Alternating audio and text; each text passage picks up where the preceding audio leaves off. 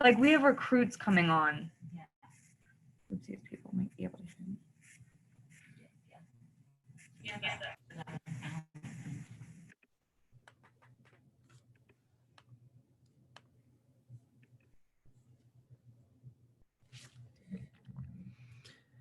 Hey, Dominic, how you doing?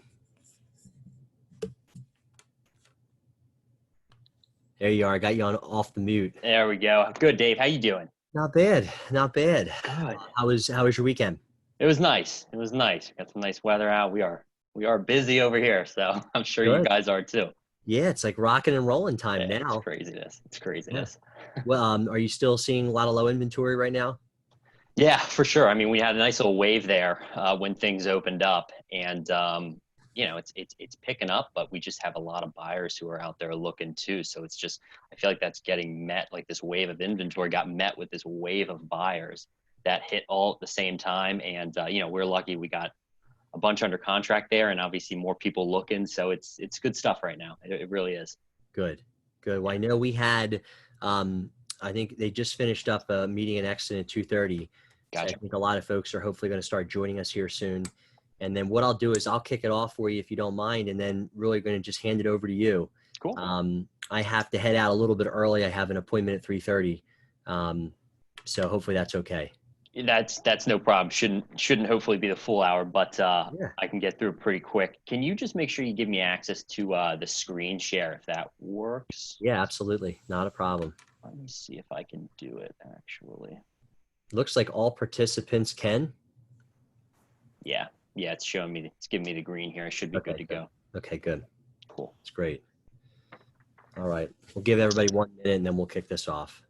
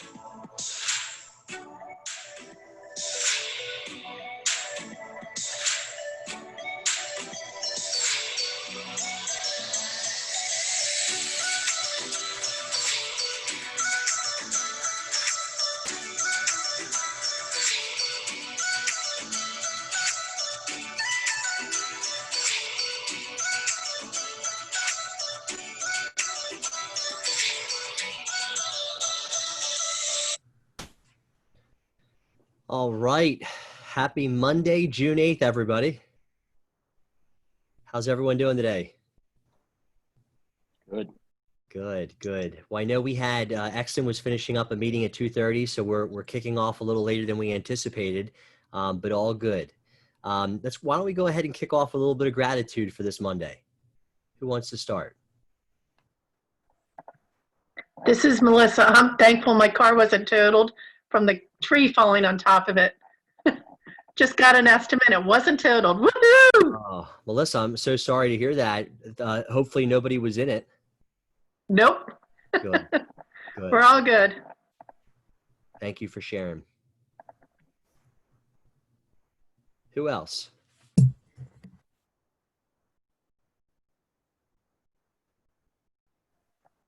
And also happy for the beautiful day. We will take that. We certainly had beautiful weather this past weekend. Hopefully some of you got a chance to go out there and enjoy it. I'm grateful to have my power back on. I mean, who would have thought that, having electricity, was such a luxury, and yet when you don't have it, you really appreciate what you don't have. And so I'm very grateful for that. And I'm very grateful for the fact that, knock on wood, we did not have any damage. Everything was very minor. So we were very fortunate there. Who else?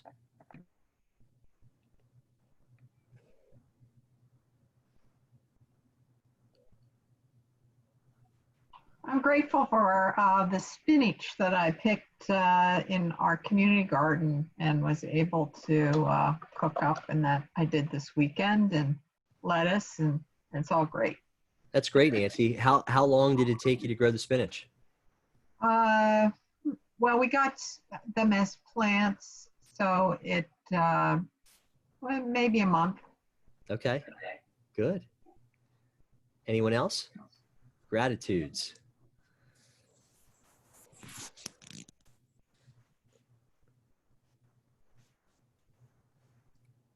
All right. Well, let's kick this off today. So you're in for a treat. We got Dominic Fritelli with the Westchester Market Center with the Moore McGuire Group. You know, there's been two words that we've been hearing time and time again over the last couple weeks. The first word that I would rather never hear again is COVID-19. I just don't like the acronym. All right, so we can do away with that acronym. And then the second acronym, which I think is here to stay in one form or the other, is the word virtual, right? We've talked a lot about virtual home selling, a lot of virtual home buying consultations, and how to be able to accommodate people who may not feel comfortable coming into the office, or perhaps you're looking to operate your business in a more efficient way. I know a lot of folks have started to implement virtual buyer appointments and consultations, as well as listing appointments. And today, Dominic is going to share a little bit about his experience on the virtual home buying front. And Dominic, I wanted to thank you for joining us today. Thanks so much, Dave. Appreciate it. Glad to be here. Yeah, so thank you guys all for joining. Today, I kind of wanted to just take you through basically my strategy and my team's strategy, really. We've kind of really honed this in the past 2 months here with everything that's been going on when we were under the stay-at-home, you know, with the pandemic and everything along those lines. We really tried to focus and hone in our buyer consultations so that we could not only build up the pipeline during that time, but make sure we're working as effectively and efficiently as possible with our time. Buyer consults can take a long time to do, and we wanted to make sure that we're pre-qualifying the right way, we're hitting on all the information, and we're really setting these buyers up for success once we get them in the pipeline and they start that home search process. So I'm going to basically just kind of go through our process and our strategy with you today. Look, I'm not saying it's perfect. It has what's worked for us. We've had great success with it, myself and our team, and hopefully you guys can take away some things here too. And I do this stuff every week, so I'm going to kind of roll through it. But if you have questions, comments, ways that you think, you know, I can improve this or ask better questions, you know, please stop me. I'm always open to learning and finding new ways to do things better too. So if you guys have any suggestions, don't hesitate to you know, just jump in during the call. So to kind of jump into it here, buyer consultations, at least when they're in the office, it's usually one kind of sit down and one kind of 45-minute to an hour appointment here that we have with our clients, and we go through all the stuff that, you know, we'll touch on here. Virtually, we kind of had to change things up a little bit. We have leads that come in from a number of different sources. We obviously have our, you know, our sphere, our past clients, but we also have clients that come in through internet leads, our website. We have an ISA who's phenomenal, who helps to tee up leads as well too. So in a situation like that, where maybe it's someone we don't know, who isn't in our system at all, might be a new lead coming through, we usually have an initial call before the buyer consultation to qualify. So I'm actually just gonna share my screen with you here and show you exactly what I use. It's just a Word document. It looks just like this. And honestly, I have this in front of me on every initial call with leads that are coming through, again, from the internet, from our website, some of these first time callers who we've never talked to before. And basically on that first call there, we're qualifying them.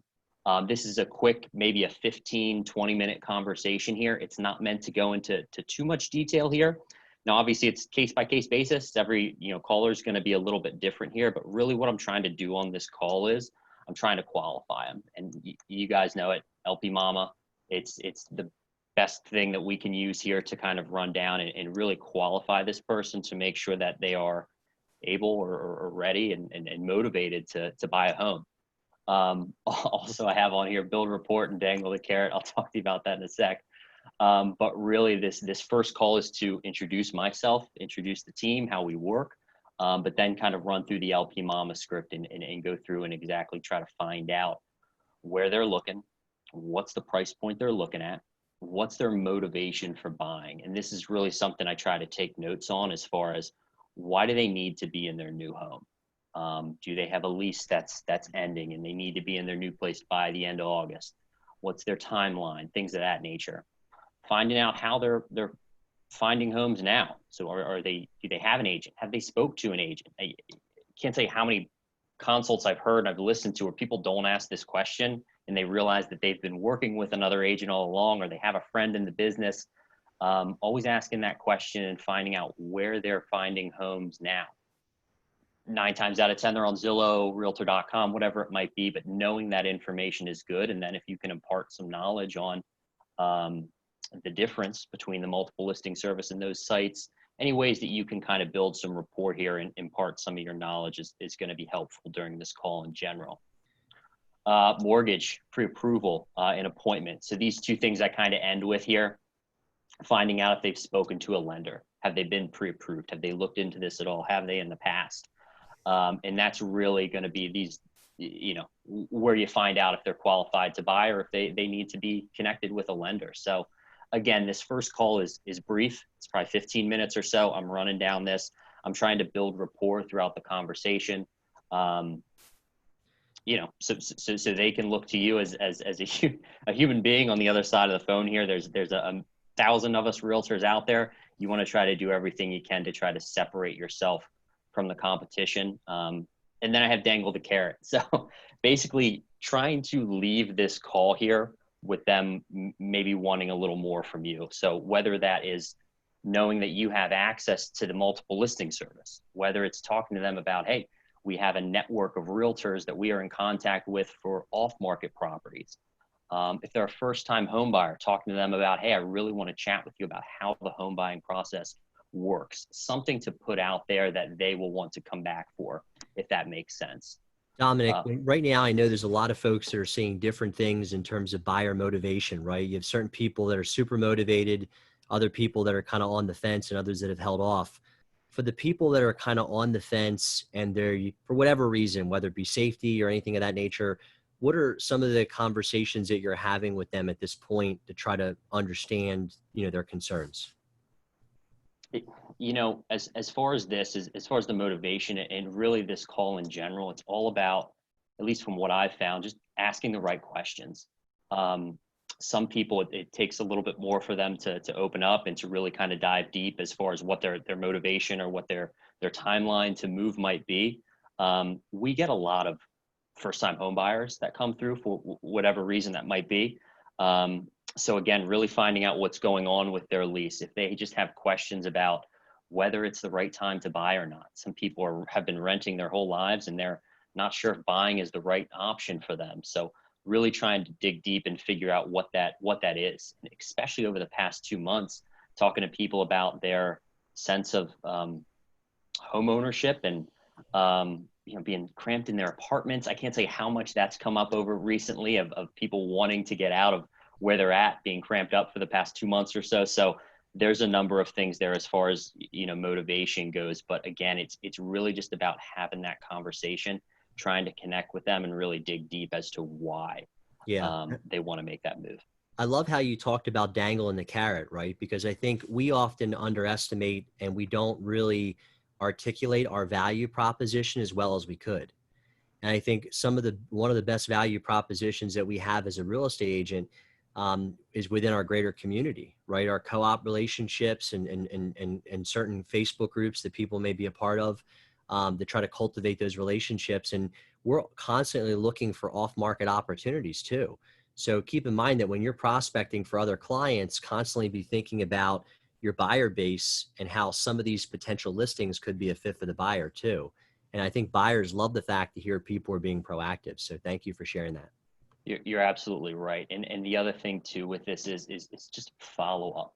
I can't tell you how many times I've heard or read about real estate agents, saying, hey, we can send you off market properties, or we can shoot you homes as soon as they hit the market. And then they just don't follow through with actually doing them. It's amazing how many buyers that we've had come through the pipeline that have talked to other agents, worked with other agents, what might be, and just little things like that, like what Dave had mentioned too. And really just following through with what you say you're going to do can really be the difference between getting the business and not. It's quite astonishing. But that said, again, this is just that initial call. You're going to be able to rule some people out after having this conversation with them, especially if they're internet leads coming from wherever it is that you get your leads from. Or if it is someone in your sphere or a past client, you still want to have this initial conversation with them. At least we do. To just see where they're at. And then after this call, if they're not pre-approved, now's the time to connect them with a lender. If you have someone that you refer them to, or if they know someone they're going to reach out to. If they are pre-approved, get a copy of that pre-approval letter and get a cost estimate from them if you can. And then what we do is we send them a buyer questionnaire. So we're really kind of prepping them for the buyer consultation on this call. We want to make sure they're pre-approved. We're taking the steps to get pre-approved. And then we're setting them a buyer questionnaire and a calendar invite for what I call the second call, which is actually the buyer consultation here. I will show you what that looks like. Ours is just a Google Doc. So we get off the phone. We say, hey, it was a pleasure speaking with you today. Just to confirm, we are set for tomorrow at 7 p.m. for our buyer consult. Please send me the pre-approval and the cost estimate from your lender. I'm sending you over a buyer questionnaire in the meantime for you to fill out prior to our call.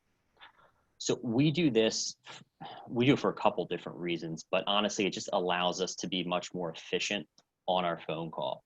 So we send them a link in the email address and they fill it out prior to our call here. And again, just a Google Doc. Ask them for, starts off with just basic contact information, best phone number to reach them, email address for them and whoever else is buying, what type of communication they prefer, their current address, do you presently own a home? A lot of these questions are, questions that you could ask on the buyer consult, and we go into a bit more detail here, but I just kind of wanted to show you first. Do you own a home? Do you need to sell in order to buy? Are you renting? When does your lease expire? So we're going to reference this during the buyer consultation, but knowing this information prior to the call is only going to help you as an agent going into that consultation. And sometimes if we have a sphere, it comes through, maybe it's a friend of ours, maybe it's a past client, whoever it may be, and we're just kind of hopping right into the consult. Instead of doing that first call, we'll just send them this over in the meantime. So we know what to expect and there's no surprises. Have you contacted any other real estate agencies or companies? Are you pre-approved? Again, a lot of these general questions. What would you want your ideal monthly mortgage payment to be? What's your price range, location? Some of the most important ones here are kind of down towards the bottom. What questions do you have about the home buying process? What else should I know that's ideal about the home you're looking for? What's important to you in working with a realtor? So these questions we really try to focus on here when preparing for the consultation, because you want to make sure you're hitting these when you're actually on the call with them. Yeah. If communication is important to them, if negotiations are important to them, whatever it might be, a lot of stuff pops up in that section there.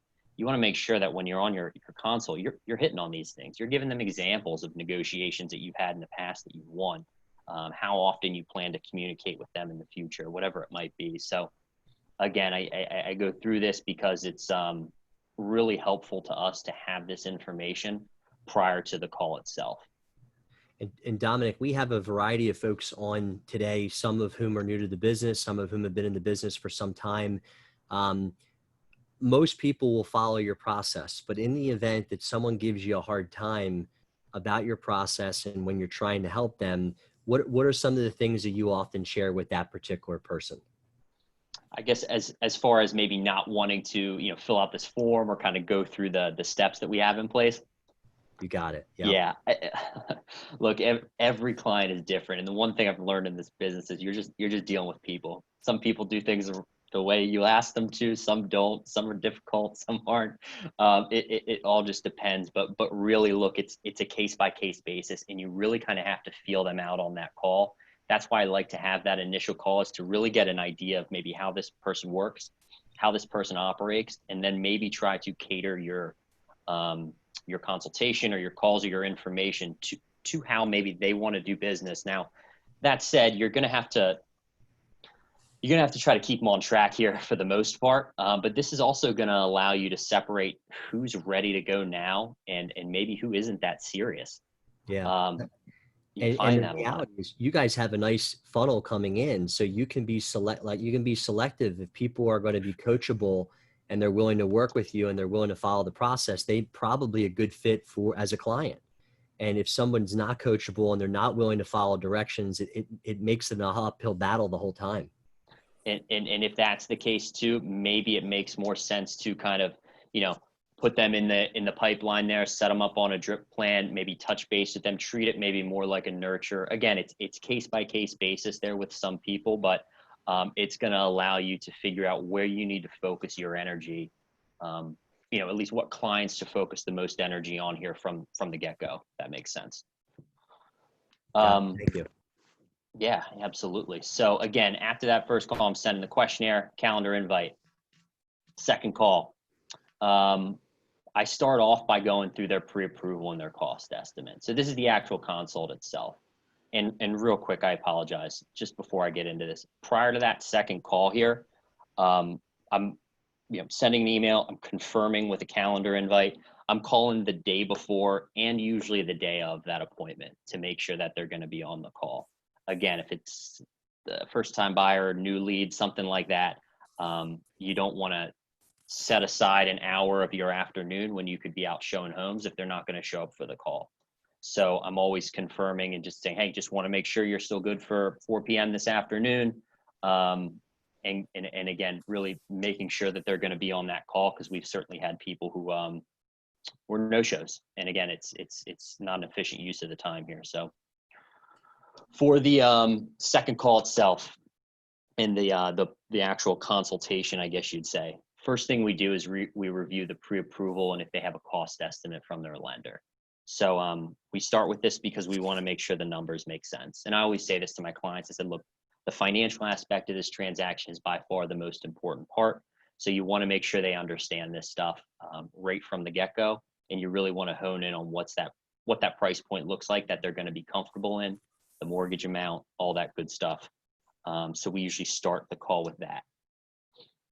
Then we dive into the questionnaire and the needs and wants. So again, I'm basically just going to have this list up here, or the questionnaire up, and then I'm going to go through each question just to reiterate. Although the answers are already on here, you'd be surprised how much people will elaborate on something as small as like the lot size, or do you want the house move-in condition, or are you willing to do some work?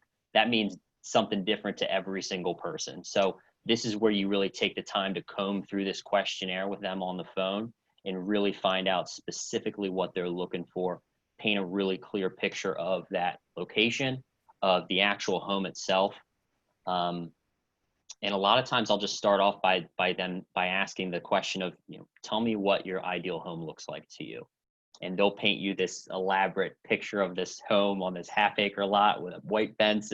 Again, ask those types of open-ended questions, because they're really going to tell you specifically, what they're looking for. And again, as long as you can paint a clear picture of what your buyers are looking for, so you know what to be on the lookout for when you set up the search, it's going to help you tremendously. But again, I reference this questionnaire a lot because there's a lot of good information in here, and I'm happy to send this out.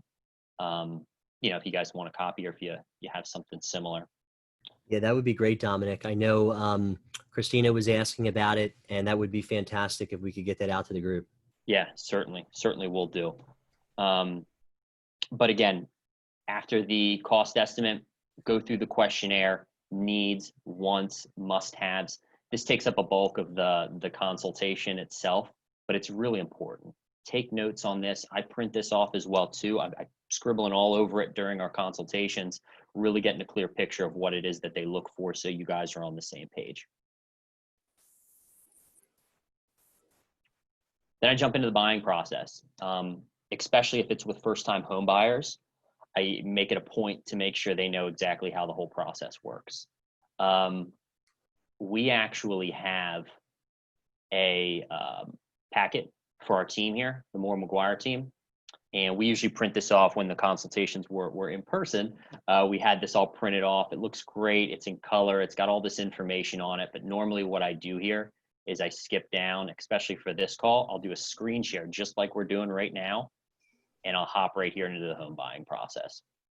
And I'll just focus in on this, and I'll just run through each step of the home buying process and exactly how it works from start to finish. We start this off and we go through, again, from top to bottom here. And one of the nice things is at this point, they're talking to an agent. They've already got their pre-approval. You've already gone through their needs and wants. So you've already kind of knocked these first 3 things off the list there. It's encouraging to them. And then you kind of go through and you talk about the home buying process here from top to bottom. Again, specifically for first-time home buyers too, they found this to be very, very helpful. I'm sure a lot of teams out there have different variations of this, but I can't recommend this enough. Go into detail on each one of these things too.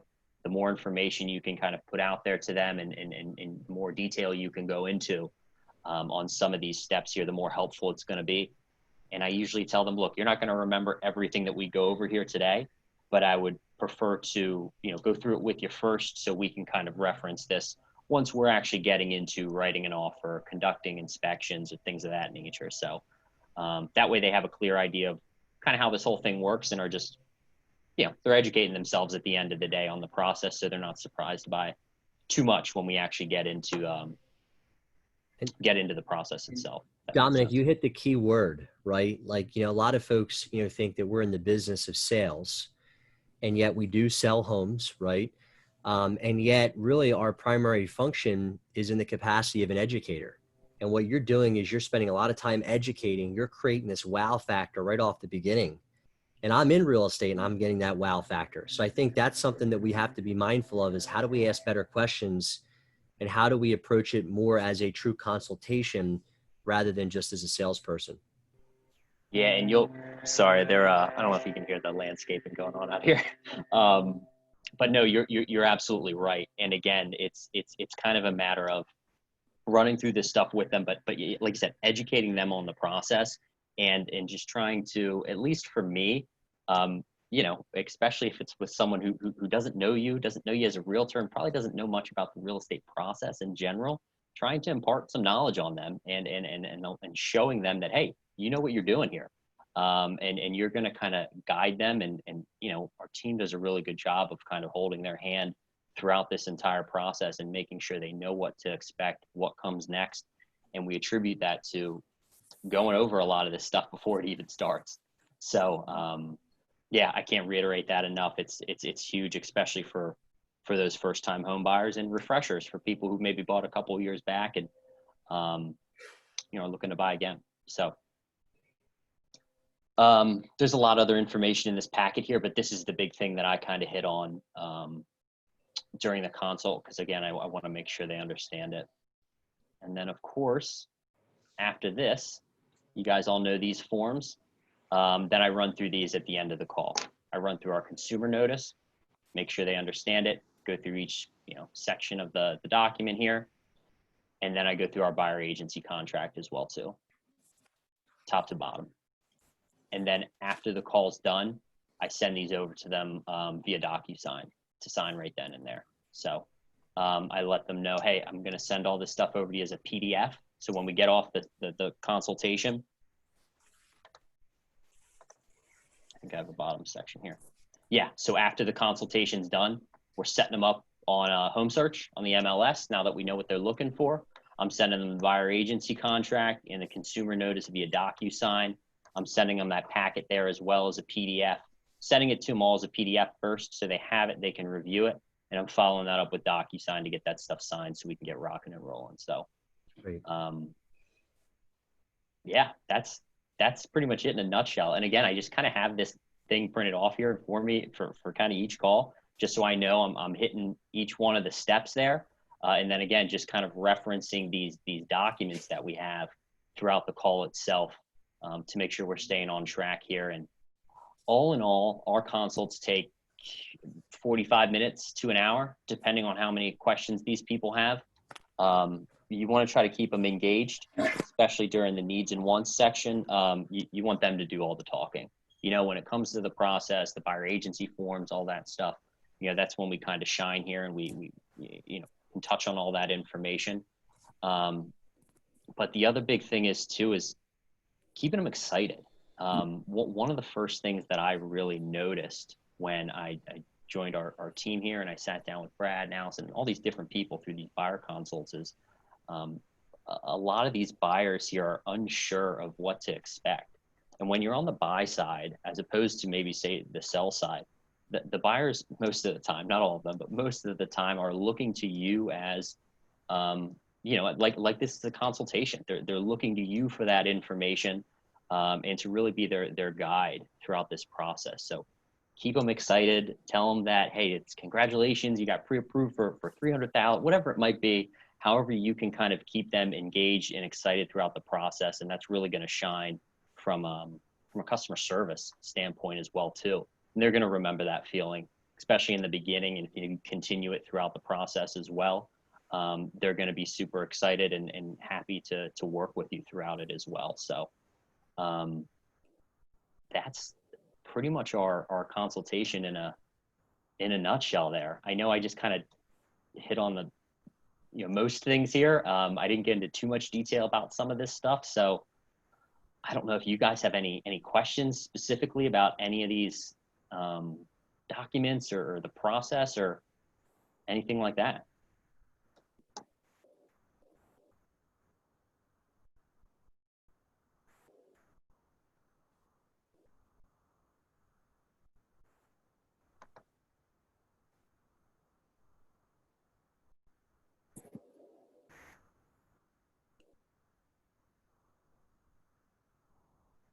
Does anyone else do something? Again, this is kind of our team's, you know, how we have it set up here, and again, what's kind of worked for us. Anybody have anything that they do maybe slightly differently that, you know, I would certainly be open to hearing, whether that be the process or questions you ask, or any additional forms or things that you might review, because I'd be interested in hearing that as well too.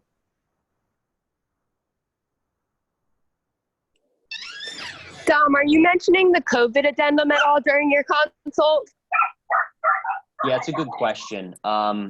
Yes, I'll throw it in there as far as showing. So when I'm talking about the actual showings themselves, while I'm going through the process, I'll talk about, hey, when we see properties, I'll set them up, we'll get you in there. And then I'm mentioning, hey, we'll need to sign 2 forms prior to going into the properties themselves. So yes, I will mention that. And usually when they're reaching out, you know, via email, or if I'm sending them a property and they say, yes, let's go see it, you know, today at noon, I usually follow that up with, hey, we need to sign these 2 forms prior to going in. And I haven't had any pushback on any of that stuff yet. Okay, cool. Just curious. Yeah. Tedious, to say the least. Oh, for sure.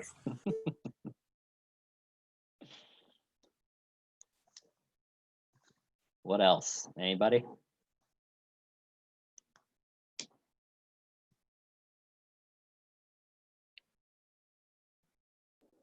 This is good. I like the Google form, Google Doc. That, I guess, when people respond to that, you get alerted, or does it send you an email or something, as opposed to just sending a Word doc? You do. So when I send it through, it's basically just like a hyperlink. Just says buyer questionnaire in the blue hyperlink. And then once they fill it out, there's a submit at the bottom. You'll get that notification. It'll come right back to you. And yeah, you can tweak it to have whatever information on there you want. And then you can actually go back and you can see everyone that's filled out your questionnaire. So not just the person that filled it out there, but all the previous questionnaires as well too. And you know, you decide who has access to that as well. Yeah, it's been really helpful for us. And yeah, it just saves time at the end of the day. Yeah, if you wouldn't mind sharing yours, I just want to kind of compare it to my. I think I covered the same stuff you do. Yeah, I'll shoot over to Dave or whoever else to have it emailed out to everyone. Hi, Dominic. This is Christina. Do you get a lot of pushback on getting the pre-approval letter before the or at the time of the consult? Yeah, yes and no. Again, it's kind of case by case. If they've already got the pre-approval done, they're usually pretty good about sending it over. Sure. If they haven't been pre-approved yet, we make it known to them that, look, you need to be pre-approved in order to view and get into some of these houses. I'll find a way to word it like that sometimes, and just say, hey, look, in this market specifically too, you don't want to see a home on a Saturday and then try to reach out to your bank, Saturday evening or Sunday, and then you can't get in touch with them until Monday. The home's going to be gone by then. And I'll Right. use examples of that sometimes too, to really kind of not put the pressure on them, but essentially just express the importance of the pre-approval and then too going through that cost estimate as well. I lean on that a lot because I want people to actually see, if you're going to put 10, 20% down plus all your closing costs, what exactly those numbers look like, and then what your monthly Right. mortgage payment's going to look like after that. And then we can kind of tweak and adjust from there. So again, I just put a lot of importance on it, but look, I'll be honest with you. There's some people that refuse, you're going to have those buyers who just don't want to either get pre-approved or I'll get pre-approved when I find the home. And again, like we were talking about earlier, it's just, you got to figure out who to spend your energy on, and who's really ready Right. to go now. Yeah, we let some buyers go too, because again, we have too many people that we could help, and some people who Yeah, don't want to go that route. Yeah, what can you do? exactly. Good. Thank you. Yeah, it's always a toughie. Your presentation pack was beautiful. The buyer's presentation, the whole packet that you have it looks very comprehensive and attractive. Thank you. I can't take credit for that, but I'm happy to use it. It's great. There's a whole bunch of information in there too, and it goes into the details of each step. It's got like even inspection stuff on there about general idea of how much stuff costs. So again, it's just a good reference piece for this type Yeah. of a consultation. So was most of that information, was that accessible is it accessible to us, I should say, through command or what other means could we kind of, lean into to get that? That's a really good question, to be honest with you. I know, and I'm sure Command has its fair share of things like that you can reference. That one in particular has been with our team for a little while now, probably pre-Command days. Okay. To be honest, I'm sure that they'd be okay with me, sharing that with you if you wanted to at least see ours in a bit more detail. So I'm sure we could probably send that through as Sure. well. I'd have to just double check, but I'm sure that's good. Okay. But yeah. But again, I'm sure there's a wealth of information out there, specifically where to go for it. I apologize, I don't know that off the top of my head. That's okay. Well, thank you for, looking into that and seeing if you can share that with everybody. For sure.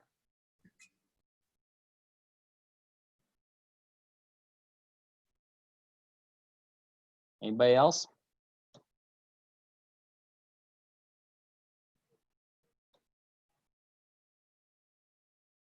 All right. Well, if anyone's got any other questions, you're unsure of anything, you want to see something further, I'm going to see if I can get that Google sheet and our kind of packet information over to Dave to email out to you guys, or whoever else I need to send that over to, and he could probably email it to everyone there. But if you have questions on anything, you ever want to like role play something, you want to do anything like that, I'm always open to doing so. And if you have any suggestions for me, again, always open to hearing more and learning more. So if you think I could do anything a little bit better, don't hesitate to shoot some information over. My email is I'll have that sent out as well too. So if you have any other things that you think of, don't hesitate to reach out. But yeah, it's crazy out there right now. Lean on the buyer consults, the virtual buyer consults, to help save you some time. Pre-qualify those buyers to make sure you're dealing with buyers who can actually buy and are ready to buy and are motivated to buy. And best of luck to everyone here as we get into the summer months. Cool. All right, guys, I'm gonna head out. Thank you so much again. You all take care.